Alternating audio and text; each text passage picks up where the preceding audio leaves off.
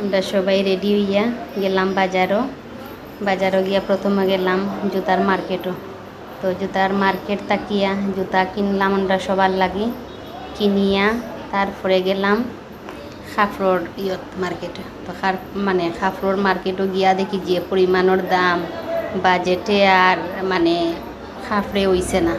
তারপরে আর খাফড় কিনছি না কিনিয়া তারপরে করলাম, গেলাম গিয়া পার্লারও। এত পরিমাণ রাস্তার মধ্যে ভিড়, যাওয়া সম্ভব না, এত পরিমাণের ভিড়।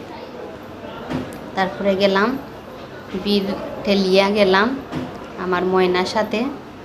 তারপরে ময়নারের সাথে লইয়া গেলাম গিয়া বুড়ো প্লাগ করলাম, করিয়া যে বুড়ো প্লাগ করছে মেয়েটা খুবই মিশুক, খুবই ভালো লাগছে।